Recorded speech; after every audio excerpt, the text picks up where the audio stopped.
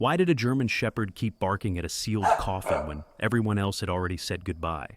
No one understood, not until the lid was opened, and they found the little girl still breathing. She was not alone.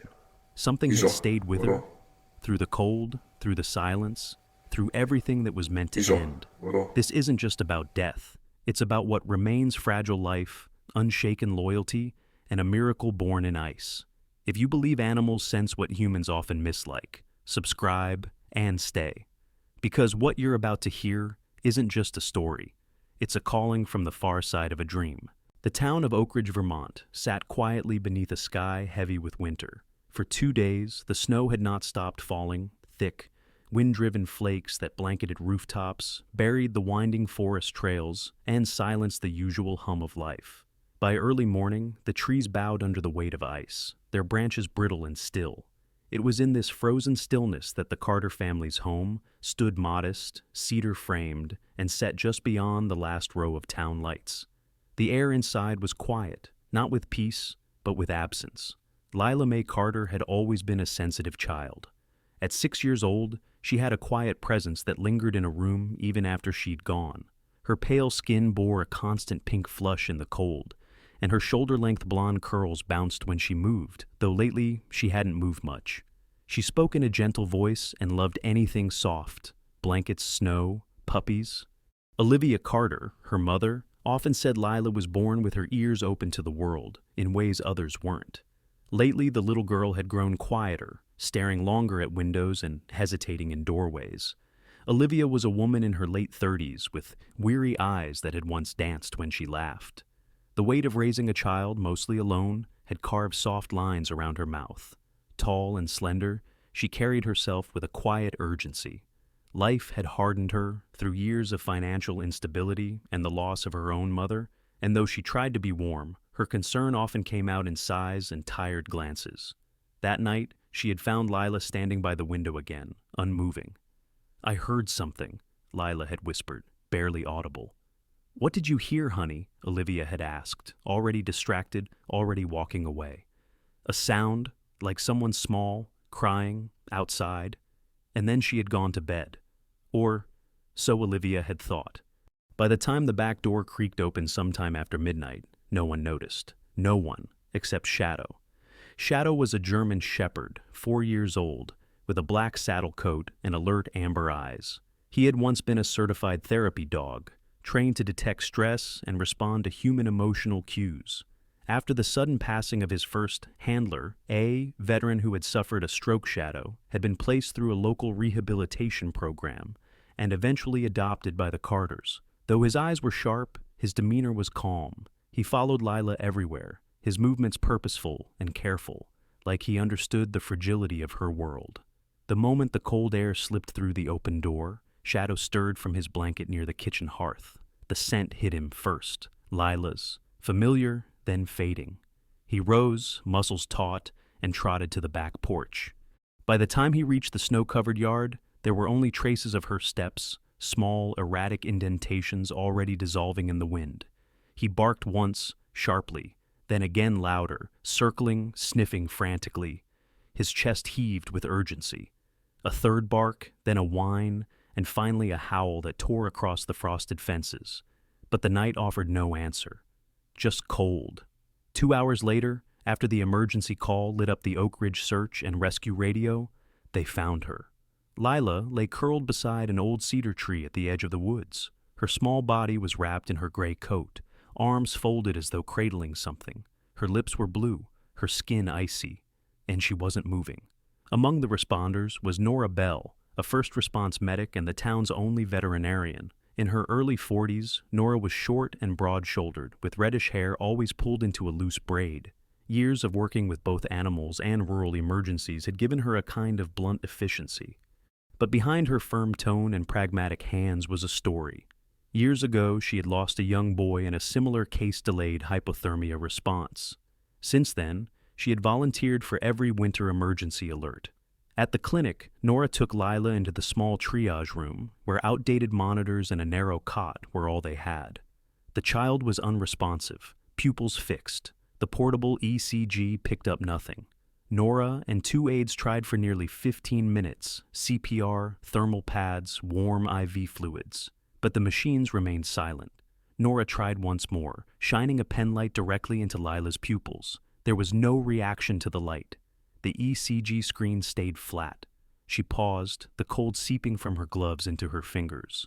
While the outdated equipment in their small-town facility had occasionally failed in the past, this time, every method returned nothing. Still, she hesitated. Shadow waited outside the room, unmoving, his breath fogging the glass of the door. Nora's hands trembled slightly as she recorded the time. Something inside her resisted, but protocol dictated the next step. The body was transferred to the cold room, what passed for a morgue in Oak Ridge's small medical center. A chilled storage space behind the main clinic where winter deaths were kept until the coroner from Montpelier could arrive. Nora helped zip the small gray bag, her eyes hollow, then turned away. Shadow did not leave the hallway. For hours he lay beside the heavy door, nose pressed to the lower crack. He whined softly, paws shifting. At times he barked not loudly, but sharply, as though trying to call someone back. The staff assumed he was grieving. No one tried to move him. The following morning, the funeral arrangements proceeded. Olivia, sleep-deprived and barely able to stand, signed the forms. The old chapel at the edge of town, with its weathered wood walls and stained glass windows, was prepared. The service was scheduled for 2 days after Lila's death. In the meantime, an assistant prepared the child's body for burial, carefully redressing her in her Sunday best. As they lifted the gray coat from the storage shelf to place over her shoulders, one of the attendants paused. "This is heavier than I remember," he muttered, frowning. He opened the coat slightly. A faint musk of dog fur clung to the fabric, subtle, almost unnoticeable. "Probably from the shepherd," he added aloud, brushing off a few stray hairs. No one looked closer. They wrapped Lila gently, folding the coat across her chest, smoothing her hair one last time. Outside, the sky was turning a soft, bone white. The funeral was held 2 days later beneath a sky as white as bone. The chapel smelled of pine wood and wax, and the townsfolk filtered in, wearing black coats and gloves. The small casket was placed at the front of the room, white flowers around it. Shadow lay silently at the base, his eyes never leaving the polished surface. As the service began and the hymns drifted into the rafters, he began to whimper again, softly at first, then louder, and then he began to circle the coffin. The chapel remained steeped in stillness, its old timber walls groaning quietly under the weight of snow gathering on the roof. A flickering of candlelight danced against the stained glass windows, casting fractured patterns onto the pews. Outside, the wind howled low through the pine trees, brushing against the walls like a long breath trying to get in. Inside, the air was heavy, somber faces, muffled footsteps, and the subtle rustle of scarves being unwrapped or gloves removed. A child's white casket stood at the front of the room, surrounded by sprays of white lilies and baby's breath, resting beneath the low wooden crucifix. Pastor Elijah Hayes stood behind the altar, a tall man in his 60s with silver hair, combed neatly back, and a voice made for mourning. Once a military chaplain, now the longtime spiritual shepherd of Oak Ridge, he had seen more funerals than baptisms in recent years. His posture was rigid but respectful, shaped by duty more than emotion. His eyes, though kind, rarely lingered. He opened the book of Psalms and began reading, his baritone low and rhythmic, reverberating softly through the rafters. In the third pew sat Olivia Carter, pale and sunken, wrapped in a black wool coat that hung from her shoulders like a borrowed shell. She didn't cry. Her hands clutched the edge of her purse tightly, white-knuckled, unmoving. Beside her, a woman with auburn curls, Pamela Rose, Olivia's cousin and school nurse, whispered nothing at all, only offering the occasional hand to squeeze. Pamela was short and wide-hipped, with a voice that often sounded too bright for serious moments. But today, she said little. She had once worked with trauma children in her earlier years, and knew that silence sometimes held more mercy than comfort. At the foot of the casket, Shadow lay still, his body folded in on itself, his muzzle pressed flat against the polished wooden floor. He had been there since dawn, refusing food, barely blinking, his ears twitching at every rustle. The people around him murmured with equal parts sorrow and curiosity. Children pointed. Someone in the back snapped a photo before being quietly scolded. Then, as the pastor began the second verse, a sound broke through the lull, a low, guttural whine, barely audible. It came from Shadow, who shifted his weight and released another cry. This time longer, rising into a breathy, drawn-out howl that filled the entire chapel. It was not loud, but it pierced. The hymn stopped, heads turned. Even Pastor Hayes lowered his Bible. He looked down at the verse he had just read, his mouth still parted, but no sound followed. Then, in a rare moment of visible uncertainty, he stepped back slightly from the lectern and let the silence unfold. Shadow stood, slowly, deliberately. His legs wobbled slightly as if he'd been holding his tension too long. Then he barked once, sharp and certain. Another. Then another. The rhythm grew, fierce and insistent. He moved forward with controlled urgency, placing both front paws firmly at the base of the casket, never touching the lid, only pressing close. He began to scratch lightly at the wooden base, his gaze fixed intensely on the seam where the panels joined. It was not grief, not panic. It was focus, urgency. A few gasps scattered through the chapel. A woman clutched her pearls. Someone near the back whispered, "He's never acted like this." Ben Carter was standing by the far wall near the candles, away from Olivia, broad-shouldered and wearing his firefighter's uniform under a dark overcoat. He looked as if someone had sculpted sorrow into steel. The years had put a stiffness in his gait, especially after a spinal injury during a rescue mission. He hadn't lived with Olivia in over a year, but he had stayed close for Lila, and now something in Shadow's bark sliced straight through his doubt. He stepped forward, eyes narrowing. He had seen this once before, in the ruins of a house fire, when Shadow had paced furiously around a pile of debris. A child had been found alive beneath it. Across the aisle, Nora Bell rose from her seat. She had arrived late, wearing a simple gray coat and boots still speckled with road salt. Her hair, always braided, was now loose around her shoulders, a sign of how hastily she'd dressed. She stood beside the pew for a moment, watching. Her eyes flicked between Ben and Shadow, calculating. The last 24 hours had not given her rest, and this noise, this urgency, it tugged at that space in her chest she'd tried to bury years ago. She stepped forward, slow but purposeful. People gave way for her out of habit and unspoken recognition. She was the one who had declared the child gone. She had held the stethoscope to that tiny chest. Her hands were the last to try. Shadow let out another bark, this one more urgent, shorter. He pawed again, then whimpered. Pastor Hayes cleared his throat. "Perhaps someone could," he began, then faltered.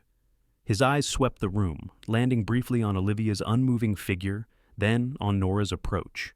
He lowered his gaze again to the Bible in his hands, then, after a moment of private consideration, closed it gently and stepped back from the altar without another word. Nora was already beside the casket. She crouched slowly, her knees stiff. "Easy," she murmured, not to Shadow, but more to herself. Her fingers hovered over the polished edge. "Let me listen," she said to Ben, who had come beside her.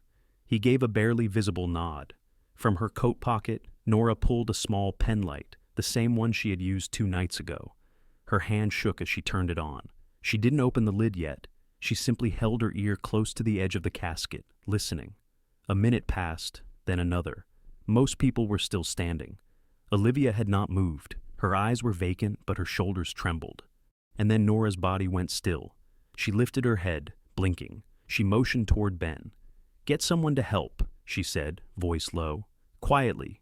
He hesitated, then turned toward the funeral director, who was standing near the organist, a petite woman named Delilah Crane, thin and nervy, with horn-rimmed glasses and a tendency to faint.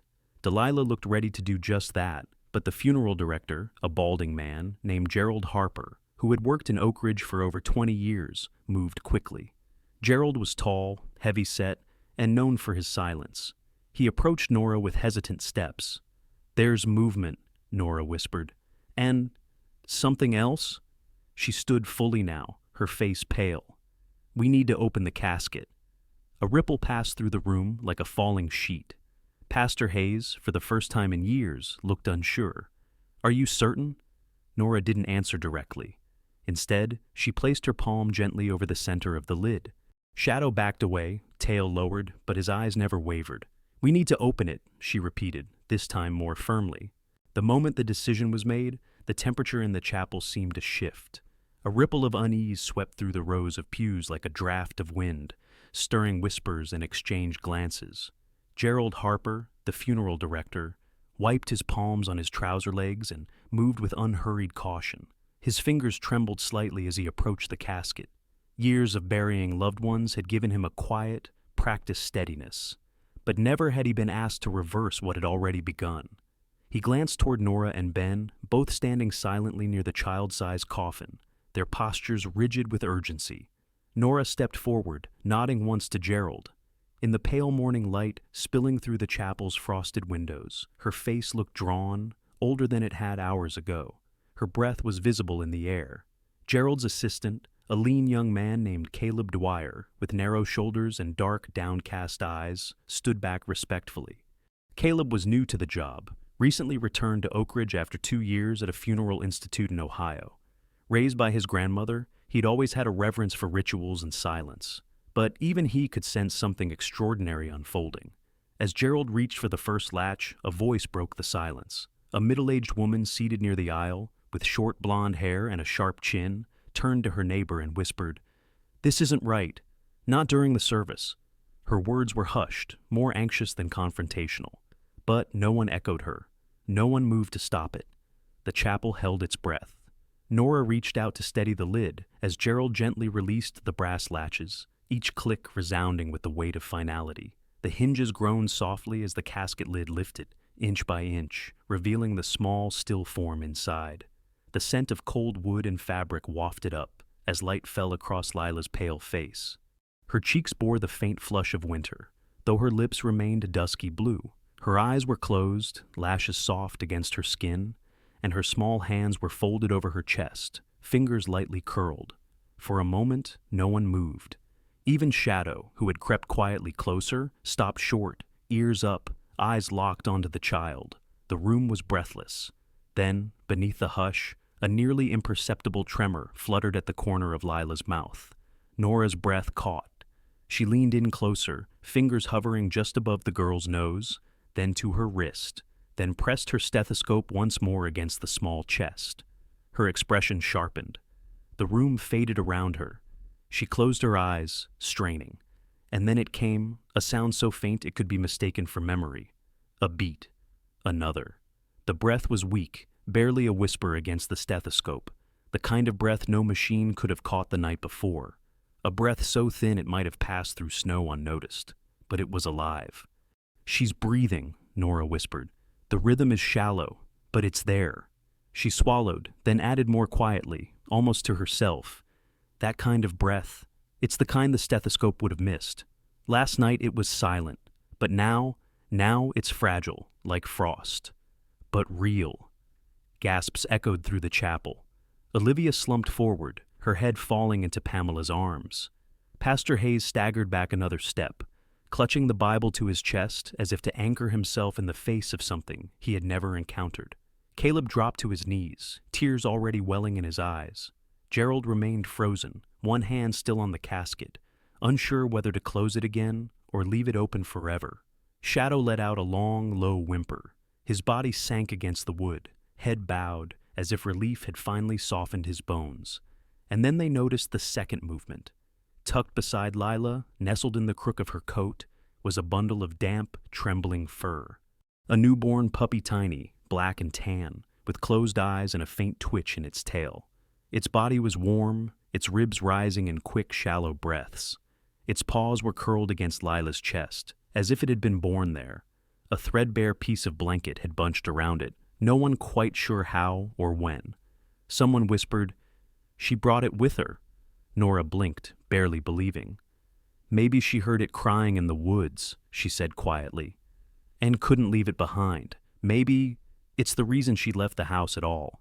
Ben knelt beside the casket, his fingers brushing lightly over his daughter's forehead. He had seen this kind of breathing before, weak, irregular, but real. His training in emergency rescue returned to him in flashes. Don't move her too fast, maintain core heat, stabilize.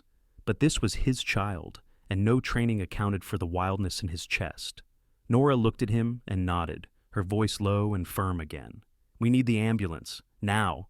Pastor Hayes turned and moved with more energy than he had shown in years. He crossed to the chapel phone at the back, his gait stiff from an old hip injury he never spoke of. His wife had died 3 winters ago, in the same hospital Nora now called, and he had stood in a similar place when the doctor shook his head. Perhaps that was why his fingers dialed with unshaking certainty now. Perhaps he had longed for a second chance someone else would receive. As Gerald retrieved a thick fleece blanket from the supply chest and Caleb gently helped position Lila's limbs, Nora worked quickly. She checked the puppy's first heart rate fast, but responsive. She wrapped it in a clean towel someone brought from the side room, folding it with practiced efficiency. Then she turned her attention fully to Lila. Shadow remained near, not interfering, only watching, his tail motionless, but his ears never lowering. Soon, the soft wail of sirens pierced the air outside.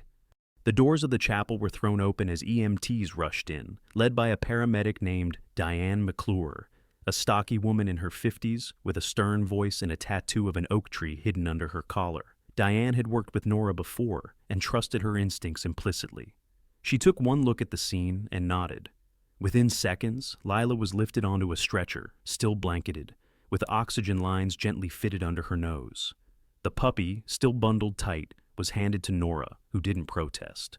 Olivia was helped into the ambulance by Pamela, who whispered soft reassurances into her ear, though her own hands shook. Ben stayed behind with Shadow, watching as the vehicle disappeared down the snow-lined road toward Oak Ridge Medical Center. He stood motionless under the bone-white sky, one hand resting gently on Shadow's back. A part of his heart had just disappeared down the road, but the other part, his faith still, stood beside him. The ambulance sliced through the snow-laden roads of Oak Ridge with tires humming against the salted blacktop, flurries still drifting in the headlight beams like static from a forgotten sky. Inside the rear compartment, the air was filled with the steady rhythm of the heart monitor and the soft hiss of heated oxygen. Lila lay beneath layers of thermal blankets, her small form barely discernible. Electrodes mapped her fragile pulse. A portable warming unit was nestled beside her torso, and her hands, pale and rigid, were wrapped gently in heated gauze. Her eyelids did not flutter, but a faint warmth had begun to return to her cheeks. Nora Bell sat close by, her gloved hand resting lightly over Lila's, fingers trembling not from cold, but from the memory of how close she'd come to missing this. Her mind raced through every decision made the night before, how easily the child's breath might have gone undetected, how close she'd come to failing again. She pressed her lips together and didn't let go of Lila's hand. Diane McClure, the paramedic driving the vehicle, radioed ahead with brief but clipped updates. Her thick auburn hair was tied back into a bun under her cap, and her stocky frame hunched over the wheel with a sense of practiced command. At 56, Diane had seen more frostbitten fingers and hypothermic toddlers than she cared to remember, but this was different. In a cloth-lined crate beside the medic bag, the newborn puppy stirred. A small heating pad had been wrapped beneath the fleece towel, and a nurse named Colleen who had joined at the halfway checkpoint from a backup vehicle sat cross-legged beside it. Colleen was 29, with freckles like stars scattered across her nose, and an expression that hovered somewhere between joy and disbelief. She watched the pup breathe, chest rising too fast, but steady. Its fur was still slightly damp, its movements twitchy and primal. She held the edges of the towel gently, almost reverently. "Maybe it stayed warm because of her body heat," Colleen whispered, "or maybe it just never gave up." At Oak Ridge Medical Center, the ER entrance had been cleared, emergency lamps glowing a sterile yellow across snowbanks piled high against the curb. A cluster of nurses and technicians stood waiting with gurneys and carts. Among them was Dr. Mason Holbrook, a tall, sharp-featured physician in his early 40s, with a streak of silver through his dark brown hair and a temperament many in the hospital described as both brilliant and impossible. Holbrook had once worked pediatric trauma in Boston, before burnout sent him spiraling into a quieter life. He wore a pressed navy scrub top under a windbreaker and radiated impatience even when still. As the stretcher was rolled in, he fell into step beside it, eyes scanning vitals already being fed from the monitor. "Core temperature?" he asked sharply. 90. "Rising," Diane replied. "Response?" "She opened her hand once," Nora added quietly.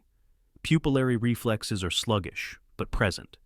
Holbrook nodded, then glanced sideways at Nora for the first time. He had seen her before, usually in vet scrubs, usually with a sick dog in tow. He gave a nod of acknowledgement, but his focus was elsewhere. In the adjacent intake bay, a nurse named Simon Keyes adjusted the warming tent being prepped for Lila. Simon was slender and fast-moving, with sleeves rolled up and a pencil tucked behind his ear. He was in his 30s, spoke little, and had the uncanny ability to sense what was needed before anyone asked. It was Simon who handed Nora a cup of water when she finally stepped back from the gurney.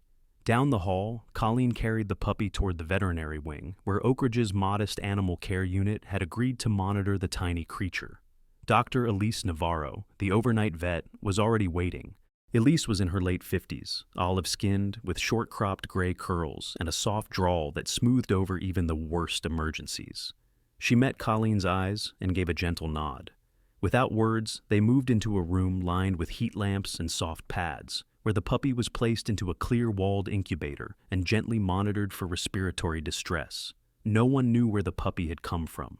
There were no recent litters at the shelter, no nearby homes reporting a missing dog in labor. The mystery only grew, but so did the quiet reverence.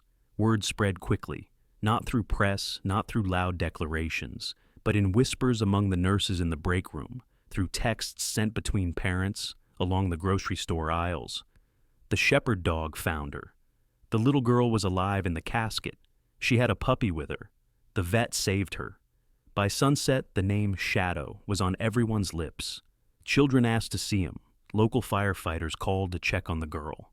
Pastor Hayes returned to the chapel that evening alone, lit a single candle, and knelt for longer than he had in months. Shadow was temporarily sedated for minor injuries sustained during the chase, but was resting under supervision near the ER wing. A veterinary assistant had prepared a cot beside the nurse's break area. Shadow's breathing was slow and steady, his ear occasionally twitching at nearby voices, as though still on duty in sleep. At the Carter home, Olivia sat curled on the living room couch with Pamela beside her. The house was still cold. The firewood hadn't been replaced since the night Lila disappeared. Olivia's eyes were red-rimmed, but dry. She held one of Lila's mittens in her lap, fingers brushing its worn yarn over and over. When Pamela offered to call someone, anyone, Olivia shook her head. "I'll wait," she murmured. "She's coming home." Back at the hospital, Nora remained near Lila's bedside in the recovery wing. Machines beeped in slow rhythms. Lila's breathing had stabilized into soft, steady cycles. Her eyelids still did not move, but her body, once rigid, had softened beneath the blankets. Nora didn't sit. She stood with one hand resting on the rail, the other tucked into her coat pocket where her old stethoscope still sat. She thought of the first child she had lost, years ago, when she missed a faint pulse in a thunderstorm blackout. She hadn't worked pediatrics since. She thought of that boy's mother. Then of Shadow. Of the way his head bowed against the chapel floor. This time, she had heard. This time, she had not been too late. 3 days had passed since the snow began to thaw, retreating in soft rivulets down the curbs of Oak Ridge and bearing the cracked sidewalks beneath. The wind had quieted. Outside the hospital windows, the trees stood bare, their limbs trembling only with the memory of the storm. Morning came slowly now, not with the force of survival, but with a gentler rhythm, as though the world itself had slowed to watch something small and delicate return. In the recovery ward, room 204 remained dim. The blinds were tilted open just enough to let in the pale light of early dawn. The scent of antiseptic still lingered in the air, but the monitors beeped at a steady, almost comforting pace. Beneath the soft fleece blankets, Lila Mae Carter lay still, her face calm. The tension that once drew her lips tight now softened. Her hands rested atop the coverlet, fingers slightly curled, as if remembering something before she could speak it. Olivia sat beside her, hunched in a chair pulled close to the bed. Her coat had slipped from her shoulders during the night, now draped over the chair's back. Lines etched from sleepless nights cut deep into her face, but there was a looseness to her shoulders that hadn't been there before. The hand that held Lila's never moved, only shifted slightly each time her daughter breathed. The nurse on morning rotation was Eleanor Tripp, a woman in her late 50s with thinning brown hair pulled into a soft bun and hands that moved as gently as silk. She rarely spoke more than necessary, having learned over decades that the sick did not need noise. Eleanor believed healing was a matter of presence, not performance. She checked the IV drip, adjusted a monitor, then stepped back toward the doorway without a word. Just as she reached for the clipboard, Lila stirred. It was not dramatic. Her eyelids did not snap open. There was no gasp. It was a quiet moment, a slow flutter, like a leaf uncurling after winter. Her fingers twitched, then her lips parted, and her eyes opened, unfocused at first, then gradually adjusting to the light. Olivia gasped but didn't move. It was Eleanor who leaned forward, whispering to the hallway. And within moments, Nora appeared, breathless, stethoscope still around her neck. Lila blinked slowly, turning her gaze toward her mother. And then she whispered one word, raspy and fragile, but unmistakably clear. Shadow. No one spoke. A silence filled the room, heavy and holy. Eleanor turned away, tears in her eyes. Nora pressed her hand to her mouth. A quiet knock came from the doorway. It was Simon Keyes, holding a leash in one hand. Shadow stood beside him, tail lowered, head slightly tilted. His coat had been brushed, and a small gauze wrap covered a healing abrasion on his left foreleg. His eyes scanned the room, pausing when they reached the bed. Simon unhooked the leash and gave a small nod. Shadow moved forward with slow, deliberate steps. He did not bark. He did not whine. He approached the bed and paused at the edge. Lila's eyes followed him. She didn't smile, not yet, but her breathing deepened and her hand shifted toward the edge of the blanket.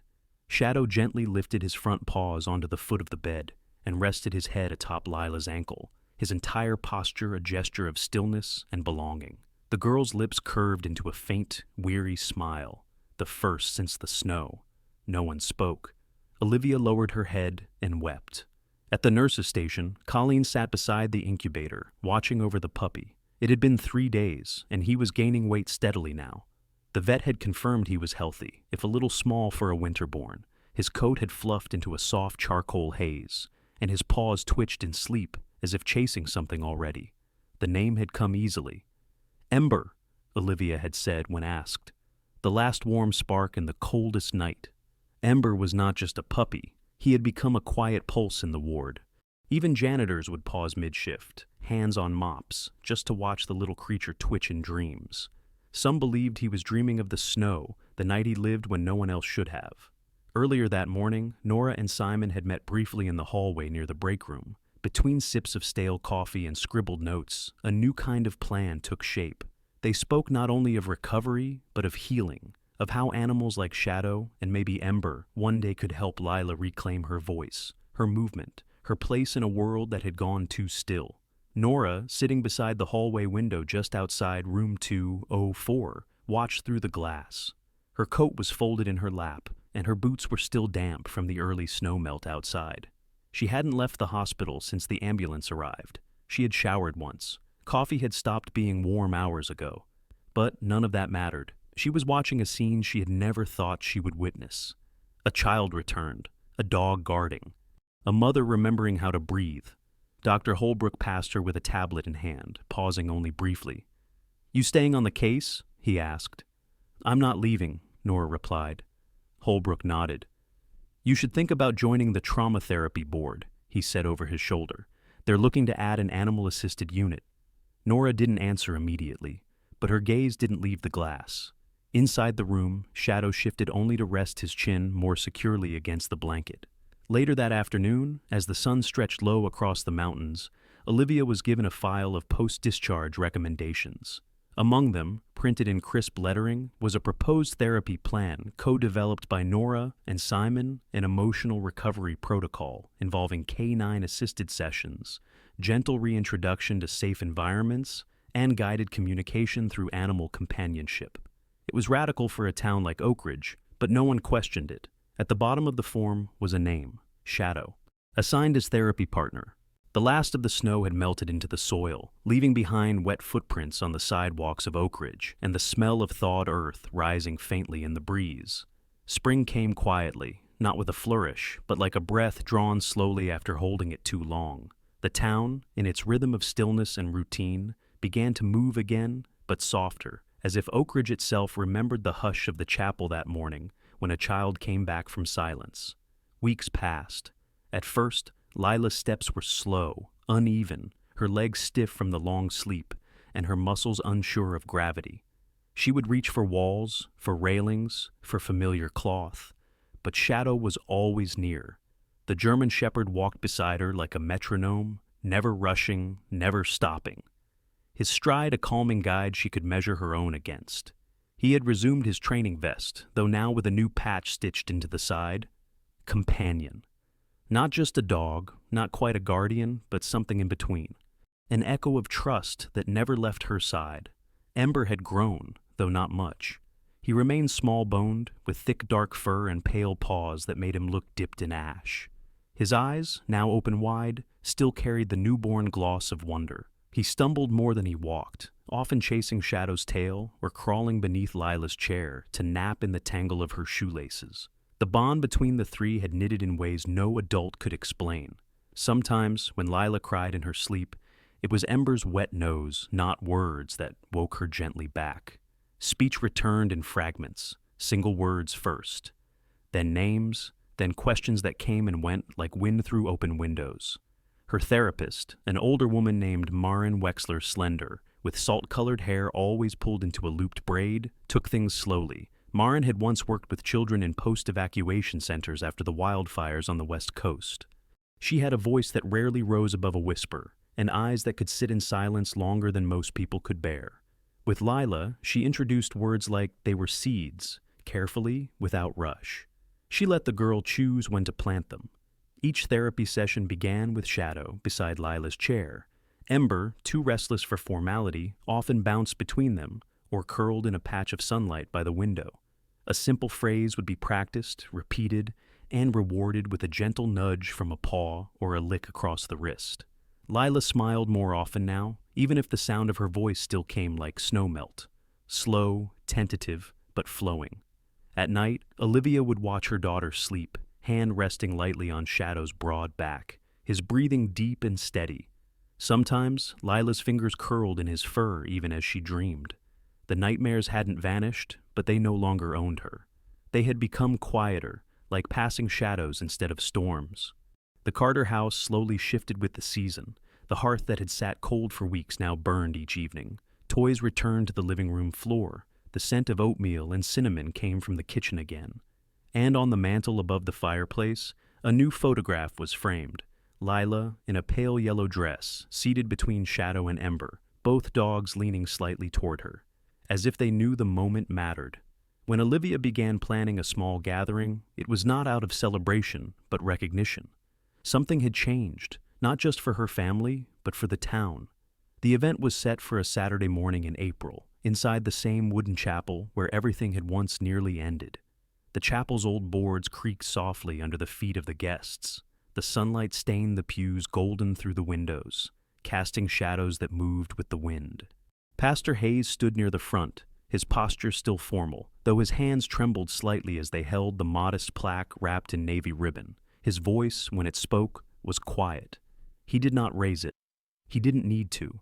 Among the seated were familiar faces: Gerald Harper, the funeral director, now in a clean blazer and tie, too tight for his thick neck; Eleanor Tripp, the nurse, dressed in her Sunday wool; Caleb from the funeral home, awkward in dress shoes; Colleen from the animal unit, her eyes misting when she saw Ember trying to chase his own tail in the aisle.